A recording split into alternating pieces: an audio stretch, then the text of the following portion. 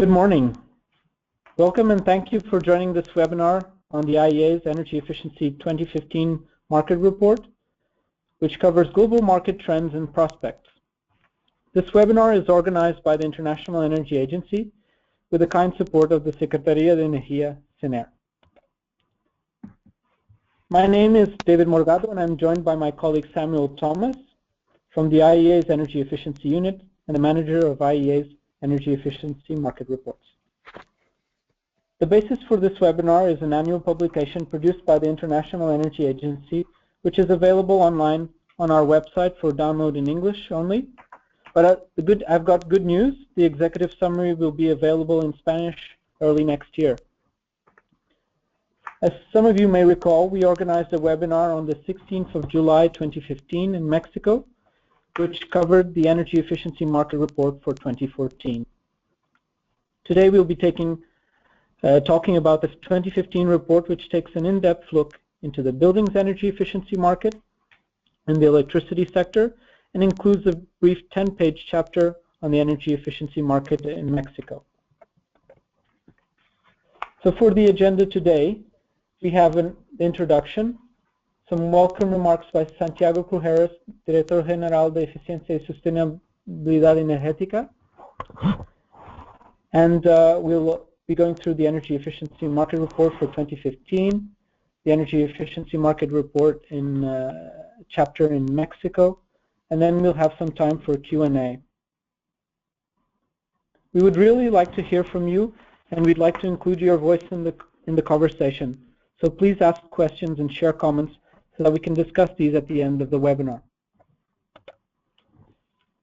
To do so, before we start the webinar, we'd like to go through the setup of the webinar and let you know how you can participate in today's session. The slide shows you an example of the attendee interface. You should see something that looks like this on your computer. You've joined today's webinar listening through your computer's speaker system by default. This means if you usually can hear music on your computer, you'll be able to hear the presentation. If you'd like to call in using the telephone, just locate your audio pane and select Use Telephone. The dial-in information and access code will then be displayed. The number for Mexico, which is toll-free, and the access code is showed there on the presentation. You also have the ability to ask questions using your questions pane. Simply type in your question either in English or Spanish and click Send. At the end of the presentation, we'll do a Q&A session and go through the questions you've submitted during the presentation. You can also take questions during the session using the hand-raising option to allow you to speak if you have a microphone or you're dialing through the telephone. Please note that we'll be recording the webinar and we'll make a link available for those that have missed the webinar, as well as if you want to share it with colleagues or would like to go over it again. So unless there's any questions at this time, if not, we'll proceed with the introduction speech by Mr. Santiago Crujeras, Director General de Eficiencia y Sustentabilidad Energética from SENER. Santiago, are you there? Sí, ¿qué tal? Muy buenos días a todos. Muchísimas gracias, David, por esta introducción. En nombre de la Secretaría de Energía, me da mucho gusto darles la más cordial bienvenida a este webinar sobre el Energy Efficiency Market Report. La realidad es que, como ustedes saben, esta práctica de los webinars ha sido una práctica muy positiva para México y que la Agencia Internacional de Energía ha considerado muy relevante no solamente para nuestro país, sino para poderlo hacer con otros países. Nos llena de satisfacción que además en esta ocasión este documento incluye un capítulo específico sobre eficiencia energética en México. Es, si no me equivoco, la primera vez que este documento incluye una información puntual y relevante sobre la eficiencia energética en México. Y bueno, pues esto es gracias al interés y al esfuerzo del Gobierno de México y de todos los actores relevantes que participan en el sector energético y que se encuentran relacionados con el aprovechamiento sustentable de la energía, como es la Comisión Nacional para el Uso Eficiente de la Energía, el Fideicomiso para el Ahorro de la Energía Eléctrica, así como las demás instituciones que tienen algún interés en este sentido. Así que, pues bueno, una vez más, nos da mucho gusto que estemos celebrando este webinar. Es el último que se estará celebrando este año y seguramente el próximo estaremos agendando muchos más. Agradezco también el apoyo de Samuel Thomas, de David Morgado, de Brian, de Philippe Benoit, en fin, de Mel, de todo el equipo de la agencia, porque realmente hemos sentido todo el apoyo que nos han dado a lo largo de este año y pues este webinar es simplemente una muestra más de ello. Tenemos muchas personas conectadas este día y sin duda la experiencia que tendremos en este webinar será magnífica para todos. Muchísimas gracias y mucho éxito esta mañana. Thank you, Santiago, for your welcome remarks and for all your support in organizing these webinars, as well as your team. It's a real pleasure to be here. And now I'll pass it on to my colleague, Samuel Thomas, to talk about the Energy Efficiency Market Report. Thank you. Thank you, David, and thank you, Santiago, for your kind words at the beginning, and buenos días a todos. That will be all I will say in Spanish, but thank you all for attending. The IEA has had a long history of producing market reports on oil, coal, gas, and more recently on renewables, but energy efficiency remains a hidden but vitally important part of the energy landscape, and that's why the IEA decided to launch the Energy Efficiency Market Report Series back in 2013. So we really wanted to highlight the recent trends in efficiency, the levels of investment in energy efficient technologies, and the characteristics of different markets across sectors and countries. The first report in 2013 laid the groundwork for the series. It introduced the concept of efficiency as the first fuel, given its contribution to meeting energy service demand. And we estimated the market size at up to $300 billion US. We also had a focus in that market report on energy efficient appliances, on lighting, and on ICT. Last year, the 2014 report, and I believe some of you were tuned in for the webinar we had on that. Last year, we refined our estimate of the market size at between 310 and 360 billion US, and we focused on the market for energy efficient land-based transport and on developments in energy efficiency finance. This year, as David's already said, we're going to have a look at the building sector and also at the electricity sector. And when I first, the first thing I'm going to mention is the focus that we're going to have on the returns to energy efficiency investments. So those returns are not just to households and businesses in terms of financial returns. We also look at the wider returns to society, whether that's in terms of improved energy security or reduced greenhouse gas emissions, for example. And perhaps the most important thing to mention about the report is it's free, which is a great piece of news for the agency, that we've decided to make this report free in the run-up to the COP21 Conference of the Parties under the UNFCCC here in Paris later in the year. We really want to get our messages out there about how important energy efficiency is in a number of different aspects. So moving on to some details in the report, and I'm going to start with a high-level indicator, energy intensity. And we can see that we've seen improvements year on year since the turn of the decade, both in OECD and non-OECD countries, albeit with a slightly slowing pace of improvement between 2011 and 2013.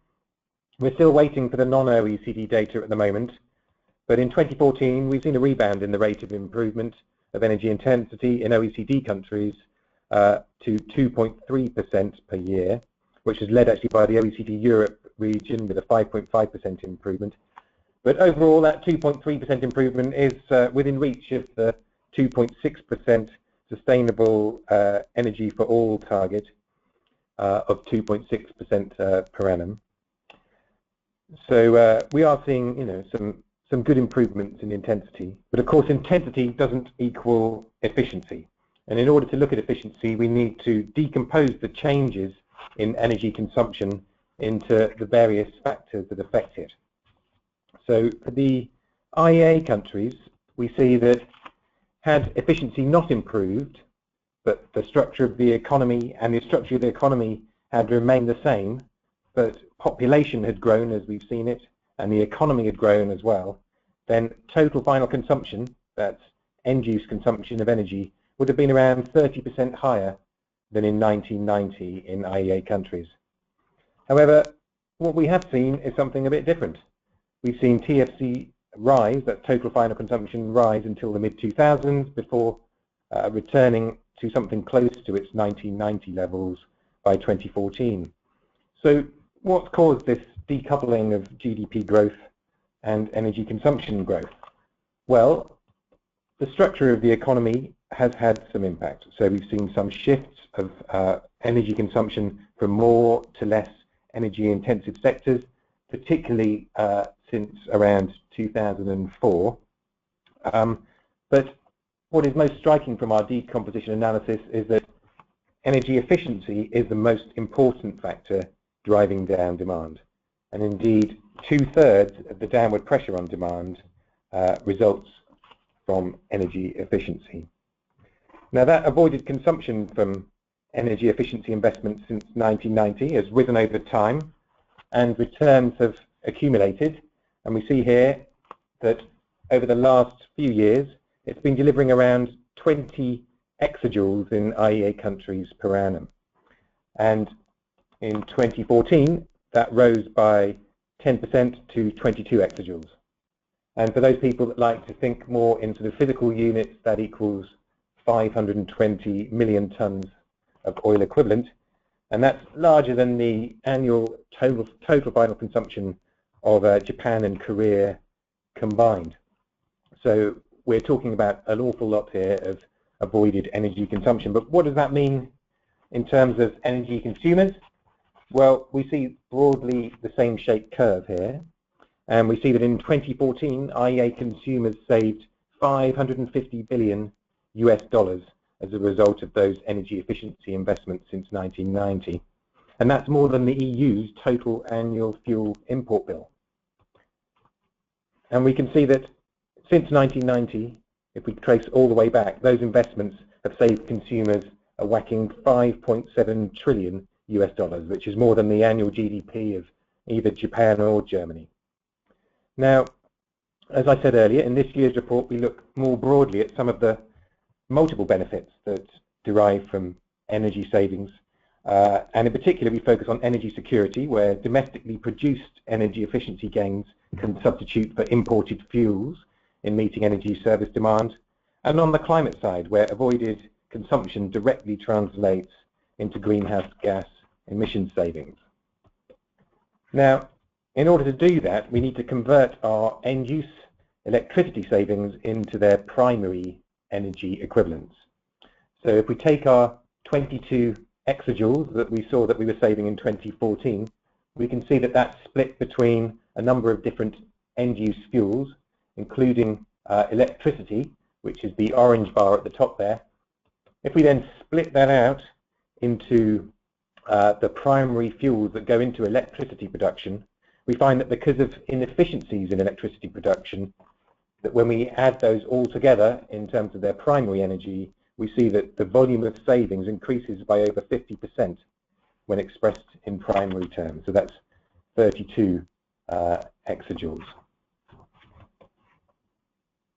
Now, if we take those primary energy savings, we can also see in the report what that means in terms of avoided imports of fossil fuels resulting from the investment since 1990. And we can see that we get avoided imports of coal, of oil, and of natural gas, which in 2014 added up to 190 million tons of oil equivalent across IEA countries. And those import savings are domestically produced. So whether it's efficient cars driven by improved standards, what we're seeing is investment in the countries in which those cars are being bought. Similarly with air conditioning. It doesn't matter where the air conditioner or the car was made, the avoided consumption, substituting for imports, is domestically produced. So energy efficiency is supporting energy security. It's also saving IEA member countries a lot of money on their import bills. And we can see that in Germany, for example, Germany saved around $30 billion in 2014 from its import bill, and that boosted their trade surplus by 12%. Similarly, in Japan, we see that their trade deficit was reduced by 8% as a result of energy efficiency. So energy efficiency isn't just improving energy security, it's also improving these countries' macroeconomic outlook. On climate, we see that IEA member countries' emissions are now at 1996 levels, and energy efficiency is responsible for a large part of that shift. Without energy efficiency investments, estimated IEA member country emissions would have been 870 million tonnes higher in 2014. And over 10 gigatons, that's 10 billion tonnes cumulatively since 1990 have been saved, which is almost a year of IEA energy sector emissions. All of this effort on the energy efficiency side is helping to make the 2 degrees target more achievable. Now, in our report, we also look at the impact of low oil prices on the energy efficiency market, and we see some short-term impacts on consumer behaviour in the passenger vehicles market, but not universally. In Germany, the efficiency of new passenger vehicle fleet has continued to improve in 2015, but improvements in that same market in the US have stalled over the last year.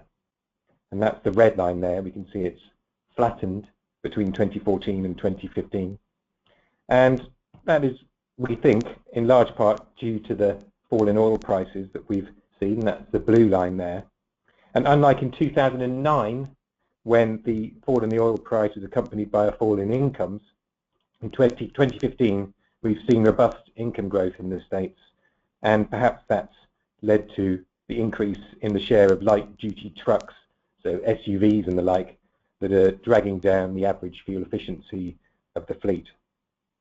But the interesting thing here from a policy side is the dotted red line, and also interesting from the market perspective too, because that corporate average fuel efficiency target should lead to more investment to make some of those less efficient cars, those SUVs, those light-duty trucks more efficient, so that the manufacturers who are subject to those policy targets can meet the targets in the future. So while we think that there may be, a sort of short-run blip in some of our efficiency indicators, in the long run, bullish about the energy efficiency market because of the strength of our policy drivers.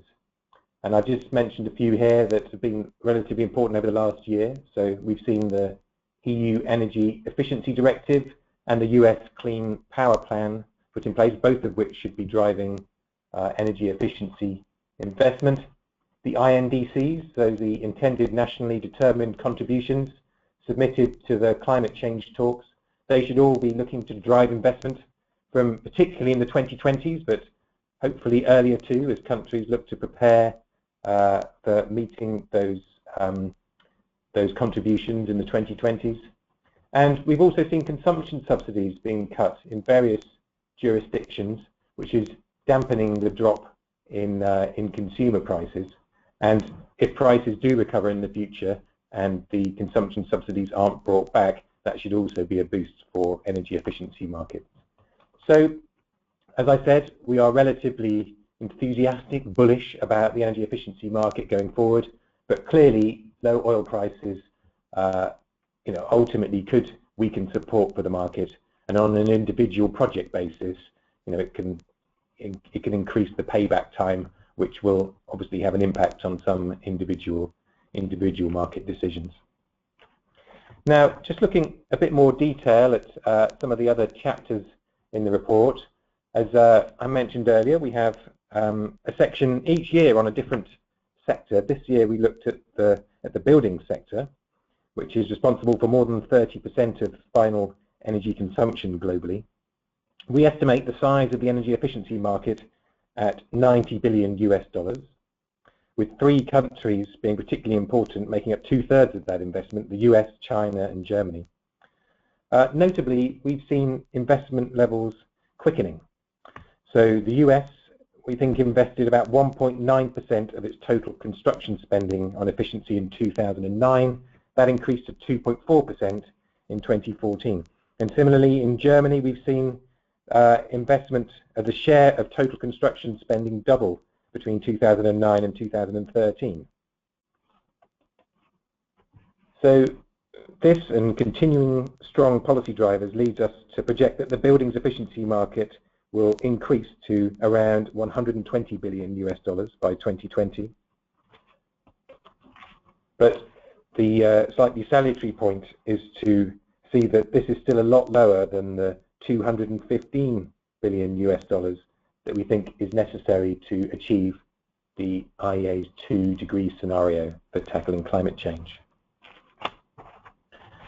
Turning now to the impact of energy efficiency on the electricity system, knowing how important the electricity system is for low-carbon transitions, we see that the trend for electricity consumption in IEA countries shows a decline in each decade since the 1970s. And we've actually seen negative growth in electricity consumption after 2010.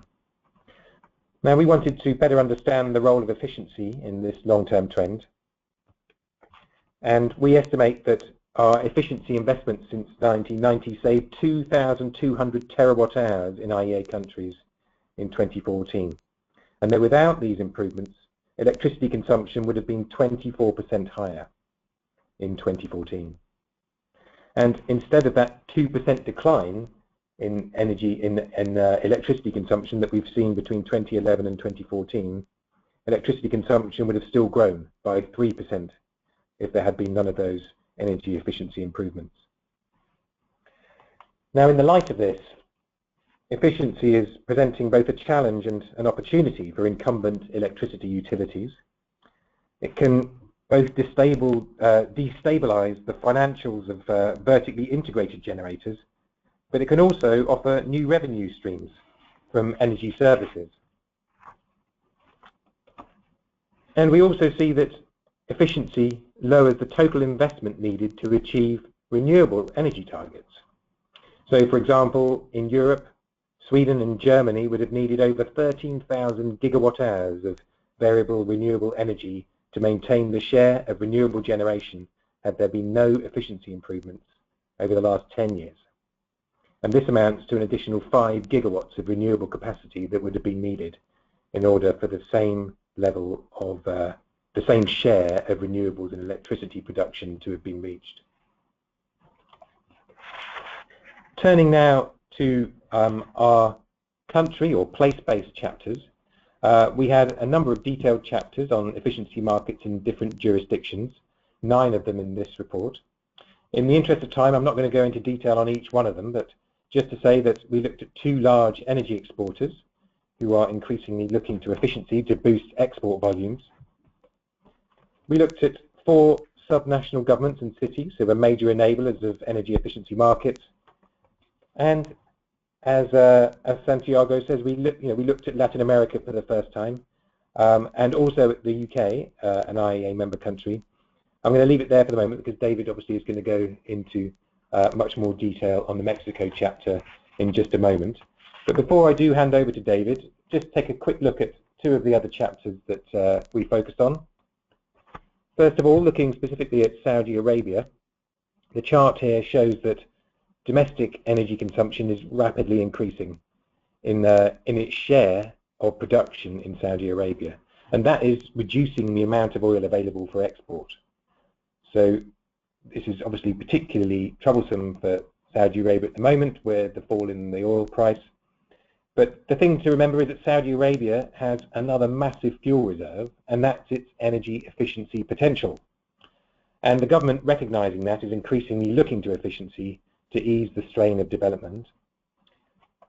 An example of that is on energy efficiency standards for air conditioners, and these are poised to improve efficiency by 35% by 2020. And this would save around 47 million barrels of oil, and at a $50 price could increase their export revenues by $2.4 billion US. And if we were to see in Saudi Arabia standards get tighter, perhaps to EU levels, then we would see those increased revenues boosted by a further 50%. Among our subnationals, Seoul provides an interesting example. Here we're looking at the concept of energy efficiency as a fuel really made real, with efficiency positioned as directly replacing a supply-side option, in this case nuclear. And in Seoul, the One Less Nuclear Plant plan aimed to raise the city's electricity independence through efficiency, energy conservation and renewables, reducing by 2 million tons of oil equivalent the energy produced by fossil fuels and nuclear in the process. On the efficiency side, they were particularly looking at residential and commercial buildings, where they had a low interest loan scheme, which could provide as much as $2 million US for commercial buildings. And another key area for efficiency has been on lighting, with the plan being to replace 2.2 million street lights and lamps in public spaces. So here we've got a real case of LEDs substituting for nuclear power. So to briefly summarize, the report really highlights the changes that have been taking place in the energy efficiency market. It sets out the increasing size of the buildings efficiency market, the disruptive effect that efficiency is having on electricity markets, and some of the wider benefits that are leading different jurisdictions to ramp up energy efficiency action. Secondly, while recognizing the challenge presented by lower fuel prices in some markets, the fact that countries are announcing new policies that support efficiency leads us to conclude that the outlook for global efficiency is positive. But finally, as we move towards COP21 in Paris this year, we recognize that the growth we are expecting to see in the buildings market, for example, is not enough to put the world back on track to 2 degrees. So the outlook is positive, but more needs to be done. And with that, I'm going to hand over to David, who will talk you through the chapter that we did on Mexico. Thank you, Sam.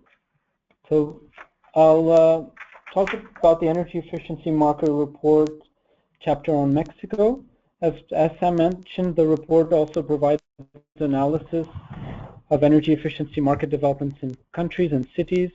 And as you saw, it covered Brazil, Saudi Arabia, Russia, Mexico, and cities like Paris, Seoul, and Tokyo. In this part of the presentation, I'll provide an overview of the energy efficiency market in Mexico. In the next couple of slides, I'm going to go through some aspects of Mexico's energy profile to illustrate the importance of energy efficiency investment in Mexico. This graph shows the total primary energy supply, total final energy consumption, and total electricity consumption from 2002 to 2013. Total primary energy supply continues to rise slowly, primarily on the back of oil and natural gas demand, with minor fluctuations in 2009 and 2010 due to the global economic crisis. Interestingly, the total final energy consumption increased at an average 1.8% between 2002 and 2013, while the gross domestic product, GDP, rose on average by 2.6% per year. Total electricity consumption has been rising at 2.78% per year, more rapidly than the total primary energy supply and total final energy consumption. This is worth keeping an eye on in the near future, particularly with population and economic growth and potential rise in demand for space cooling and even other electrical appliances. This graph shows the energy intensity and energy per capita from 2002 to 2013. Interestingly, energy per capita has been fluctuating over the last 10 years, even with population and economic growth. Together with Turkey, Mexico is one of the lowest in the OECD member countries. Energy intensity remained relatively unchanged from 2002 to 2013 at an average of 5.17 gigajoules, potentially indicating that energy efficiency efforts need to progress further in Mexico. It is slightly below the OECD average of 5.5 gigajoules. This pie chart shows the total final energy consumption by sector in 2013. The transport sector in Mexico, as you can see there, accounts for 43% of total final energy consumption, followed by the industry sector with 30% and the residential sector with 15%. This share of transport is much higher than most countries, where transport usually represents about 1/3 of total final energy consumption. Energy demand in transport sector is expected to increase further with population and income growth. Vehicle ownership in Mexico currently stands at 210 units per 1,000 inhabitants, compared to the United States, where the figure is approximately 786 units per 1,000 people. Over the last couple of years, the total final energy consumption from industry has been increasing faster than transport, so this pie chart might look quite different in the years to come.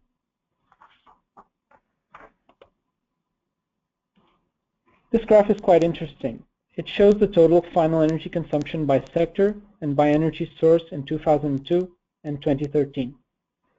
This helps identify where there have been major changes in energy consumption over the last 10 years. As you can see, in the transport sector, oil consumption has represented the highest increase in total final energy consumption during those 10 years, and mostly has gone for gasoline.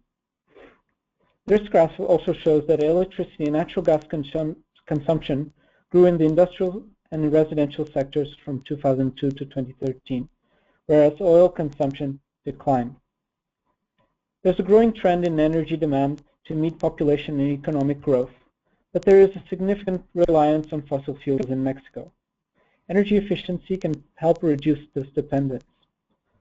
So what's driving energy efficiency investment in Mexico at the moment?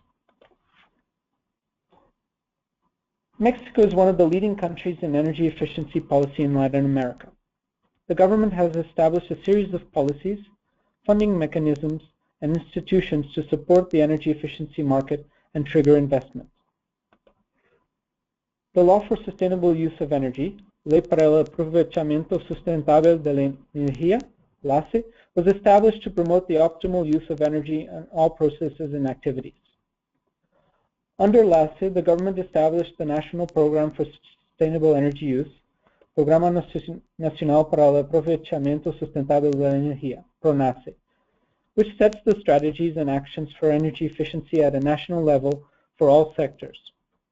The PRONACE has a series of targets, including maintaining energy intensity at least at the same level as in 2012, which is not particularly ambitious. According to the PRONACE, the greatest potential energy savings in Mexico are in lighting, appliances, and industrial motors.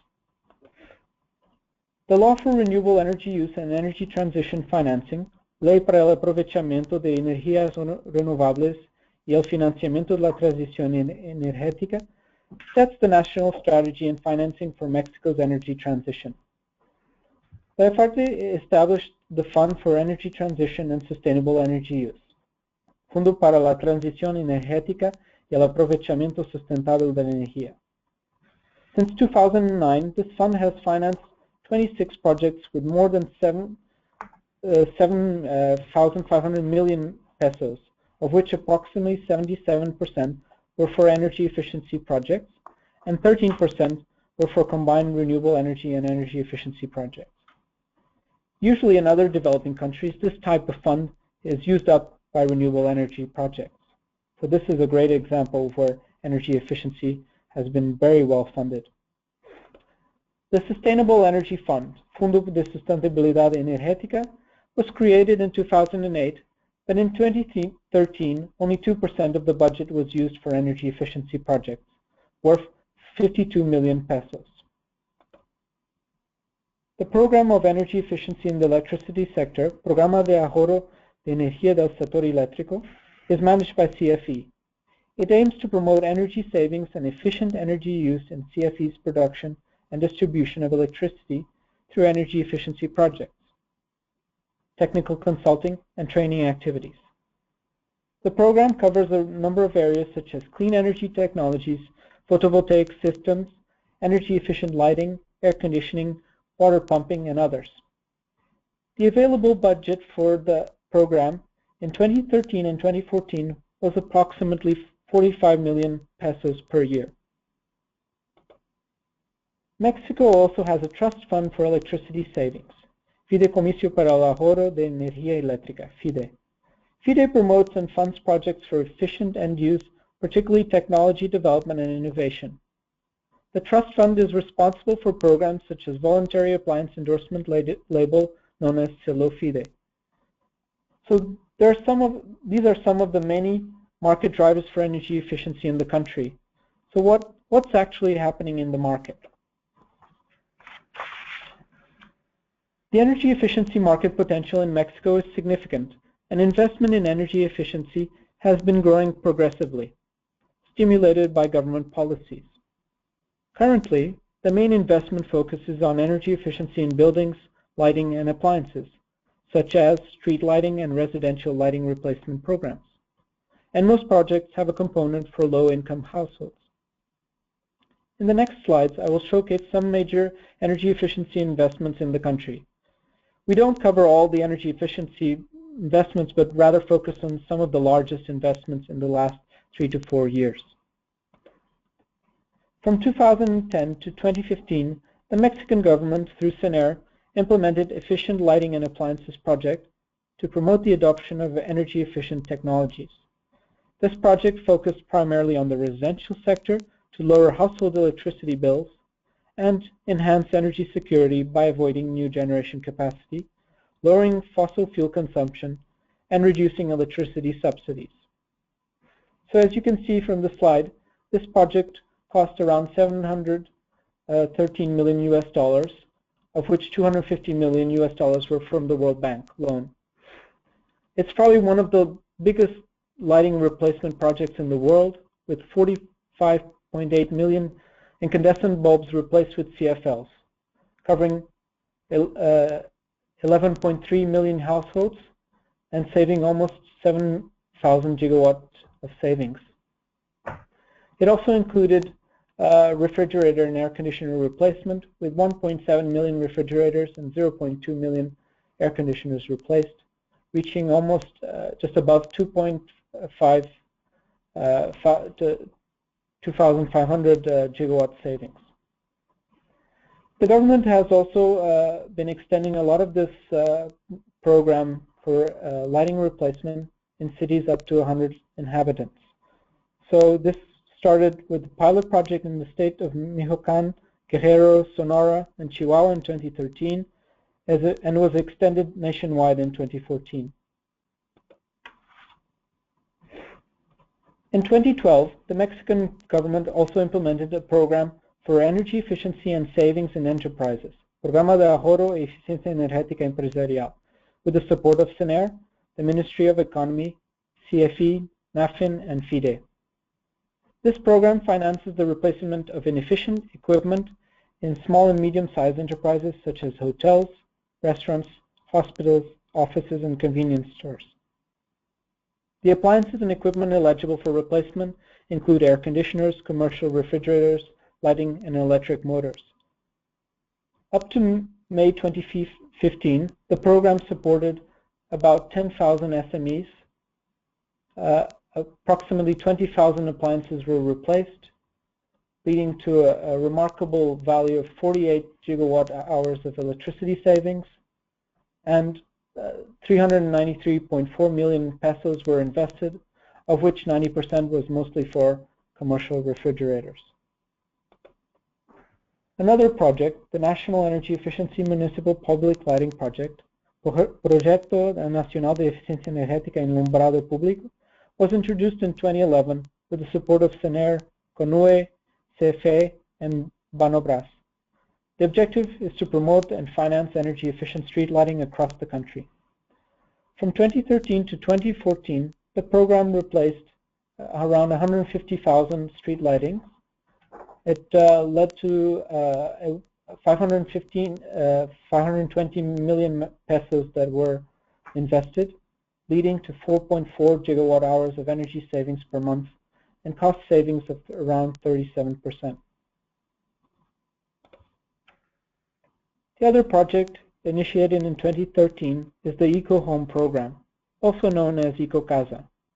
It's managed by the government's Federal Mortgage Society, Sociedad Hipotecaria Federal, and supported by KfW Development Bank, IDB, European Commission, plus also some of the NAMA financing. The target is to reach 27,000 energy-efficient housing units, of which 600 should meet passive house standards. It's a 7-year program with the aim to promote energy-efficient social housing, which consumes at least 20% less energy than typical existing buildings, and to subsequently help establish a new standard for energy-efficient buildings in Mexico. By April 2015, the program had established contracts with 10 project developers, representing a total of $171 million in 12,000 eco-homes. However, interestingly, these current costs for the overall program amount will exceed the overall value available. So unless costs come down, more will have to be invested. This is one of my favorite examples.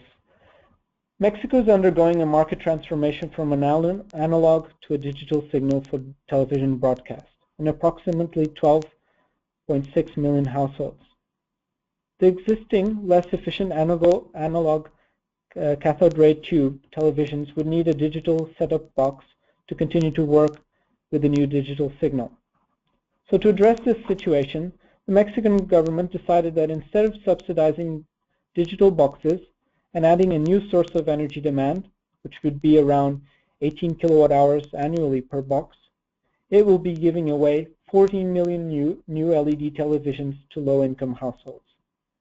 The LED televisions are on average 60% more efficient than standard CRT television models. According to Mexican government projections, based on a 10-year lifetime, as you can see in that graph, the 1.76 billion Mexican pesos spent on new LED television is expected to be recovered through avoided electricity consumption of the new, more efficient televisions, worth 1.6 billion Mexican pesos, and federal government saving in subsidies, including electricity tariffs, of 3.73 billion pesos. So now that we've talked about what's happening in the market, what are the short-term prospects for the Mexican energy efficiency market? Based on SENER's projections and outlook for the electricity sector from 2014 to 2028, 70% of electricity savings will come from the residential sector and 20% from the industrial sector. The savings for the residential sectors will come mainly from standards for lighting appliances and building retrofit. For the industrial sector, most savings will come from medium and large industries. In line with this outlook, SENER and the World Bank set up the Mexico Municipal Energy Efficiency Project worth $130 million to support the demonstration of large-scale energy efficiency investments in the municipal service sector and in public buildings, as well as to improve national and local capacity in designing and implementing municipal energy efficiency programs. Mexico is also working with the Inter-American Development Bank on potential energy efficiency and clean energy projects with the support from NAFIN, and the value is approximately $200 million US dollars at the moment. This is yet to be confirmed. But for the energy efficiency market to really take off in Mexico, there are a number of challenges in the energy efficiency market that need to be addressed. Impact of low global oil prices on government budget and energy efficiency funding. There's a large percentage of the government budget that's dependent on oil revenue, and it could be reflected in the government funding for energy efficiency policies and projects in the near future. Energy subsidies for fuels and electricity, reducing the attractiveness for energy efficiency investment. This is a challenging issue for the government. However, they're trying to address this and have been successful over the last year in reducing the energy subsidies in Mexico for fuels and electricity. There's still a high dependence on government support for energy efficiency, whether it's through direct funding or loans from development banks. The local financing banks and local government need to get more involved to be able to meet growing demand for energy efficiency. Lack of awareness on energy efficiency from the general public, as well as local governments, are key for energy efficiency implementation. There's still limited ESCO market capacity to provide support and financing on energy efficiency to meet growing demand. So these are the 5 key challenges that need to be addressed to mainstream energy efficiency in Mexico. And finally, my key slide, just to summarize the key messages from our report on the energy efficiency market in Mexico are: Mexico has a fast-growing energy efficiency market with considerable potential in the short and long term, based on expected economic growth and reflecting strong government support. There is need to continue to encourage further investment in energy efficiency from both public and private sectors. There's need for greater interest and support from local banks to meet investment demand for energy efficiency.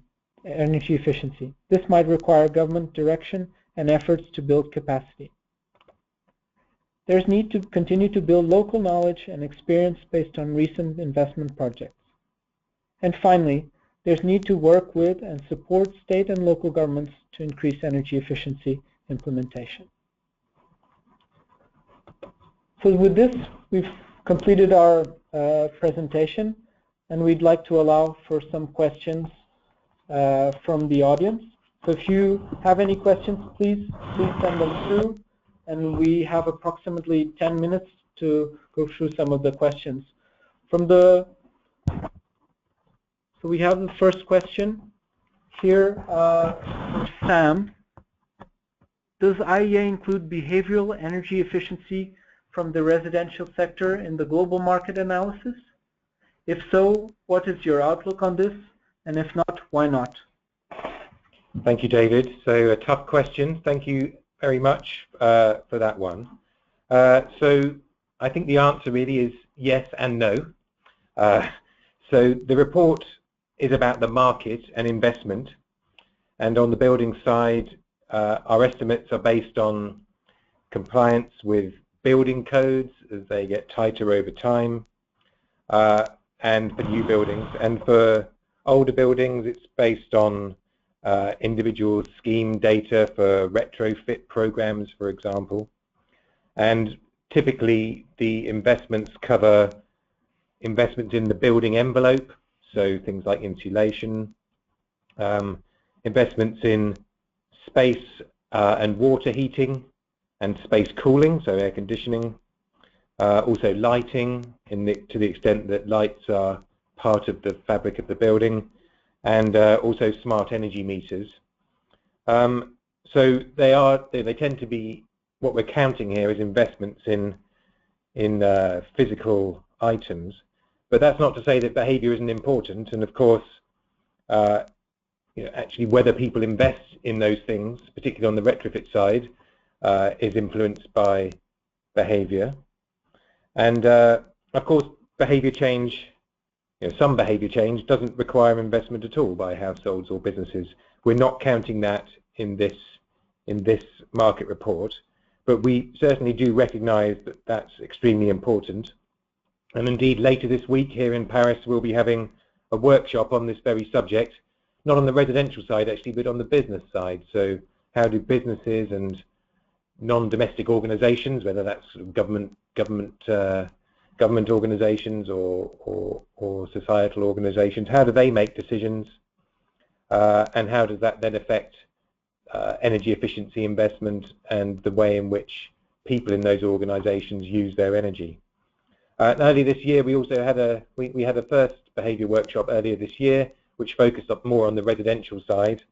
And indeed, actually, Santiago, who introduced this session, presented at that event and did a very interesting presentation in which, amongst many other things, he presented some of the work they've been doing to affect behavior through the use of soap opera stars. So particularly, the popular soap opera actors sort of breaking out within the soap opera itself to explain that they're putting in an LED, for example, and how that can save money. So that was a really interesting intervention on the Mexican side.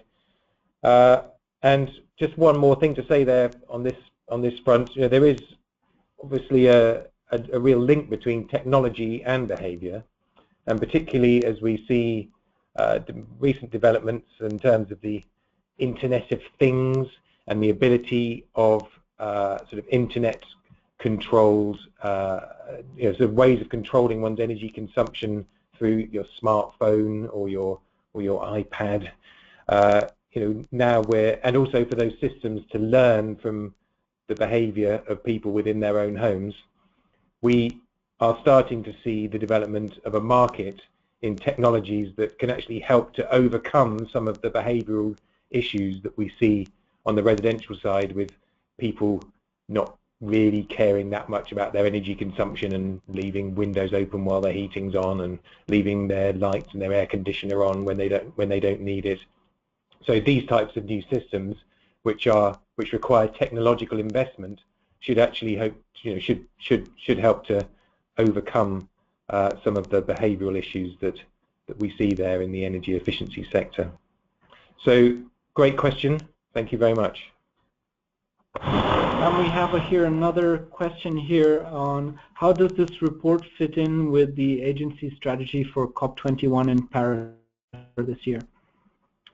Gosh, another good question there. So I guess the way of looking at it is it's very complementary. So our report deals with what's happening now and has happened in the recent past, and most of the rest of our products that we've been producing for COP are looking forward. So our work through the World Energy Outlook and our Energy Technology Perspectives series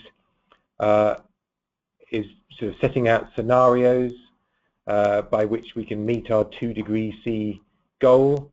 And in those scenarios, energy efficiency has a really big role to play. In the bridge scenario, which is the most recent scenario that the agency's produced, which basically is a scenario of all the things that the world could do without having any impact on economic growth and using technologies that don't require any innovation. And those investments would enable emissions at a global level to peak by 2020 and emissions to be 5 gigatons lower per year by 2030. Of those savings, 50% would come from energy efficiency, and that just shows how important energy efficiency is, particularly in the short run, to tackling climate change. What our report does is shows actually what's happened already and how we can do this. As I showed on one of the charts in the presentation, we've seen from IEA countries 10 gigatons worth of savings over the last 25 years as a result of energy efficiency investments. So I think kind of complementary, really. So our report shows what's been happening now, and most of the rest of our work looks forward and what we need to do in order to meet our climate change goals. We have a series of questions. I think I'm just going to go through the last one because we're running out of time. The question is, do you have examples of private sector financing for energy efficiency in Mexico? So for that one, the Nacional Financiera, NAFIN, has been working with local banks on energy efficiency financing.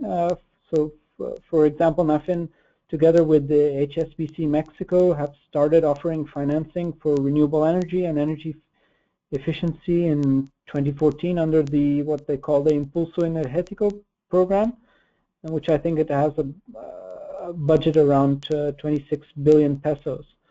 The program provides funding for replacement of equipment, modernization of processes, and others. But however, I don't have data on the results so far, but it's likely that most will be used for large renewable energy projects. But we have no information about this. We have some more information about this program in our report if anybody is interested. Okay, thank you, David. And thank you all for your attention and participation in today's webinar. And particularly my thanks go to Santiago Carreras for his great introduction to the webinar today. The presentation should be available by the end of this week on the IEA's YouTube website, and we will be sending you a link. So please feel free to share this with your colleagues, and please do download the report. It is free. That's a new thing for the agency. So download it, read it, send us any questions, and tell all your friends. For us, it's been a real pleasure to conduct the webinar, which we hope you've found useful. And we'd also like to thank Sener and Anna Lepore, our IEA staff member at Sener, for all your support and help in organising these webinars. We will continue to organise other webinars on a regular basis, and we will keep you informed. But please don't hesitate to contact us if you have any questions. So with that, we will bid you farewell and good day, and we hope to speak to you again soon at the next webinar in the series. Thank you very much. Thank you. Muchas gracias.